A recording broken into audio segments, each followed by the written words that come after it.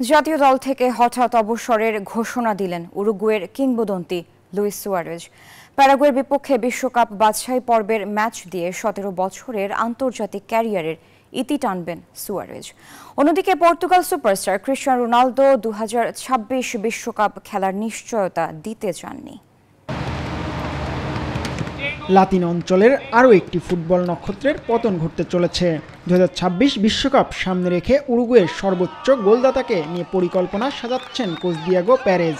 তখনই হঠাৎ করে লুইস সুয়ারেজের অবসরের ঘোষণা। শুক্রবার প্যারাগুয়ের বিপক্ষে মাঠে নামার আগে এই ঘোষণা দেন সুয়ারেজ। ২০০৭ সালে ১৯ বছর বয়সে উরুগুয়ের জার্সিতে অভিষেক হয় তার।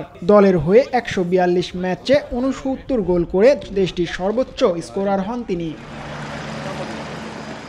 ১৯৯৫-এর পর ২০১১ সালে সুয়ারেজের হাত ধরে কোপা আমেরিকার শিরোপা জেতে লা সেলেস্তেরা। সে আসরে ৪ গোল করে তিনি হয়েছিলেন টুর্নামেন্ট সেরা খেলোয়াড়। ২০১০ বিশ্বকাপে ঘানার বিপক্ষে ইনজুরির সময় বিখ্যাত লাল কার্ড দেখেন তিনি। ট্রাইবেকারে গড়ানো সেই ম্যাচ জিতে ৪০ বছর পর বিশ্বকাপের সেমিতে পা রাখে উরুগুয়ানরা। অন্যদিকে উয়েফা নেশনস লিগে শুক্রবার ক্রোয়েশিয়ার বিপক্ষে মাঠে নামবে পর্তুগাল।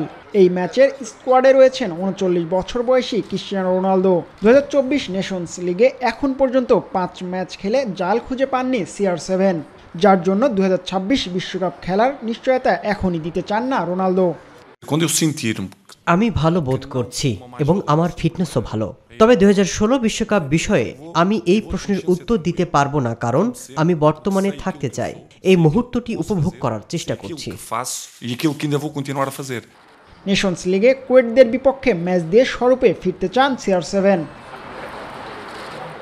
জিহাদ আল হাসান, নিউজ 24।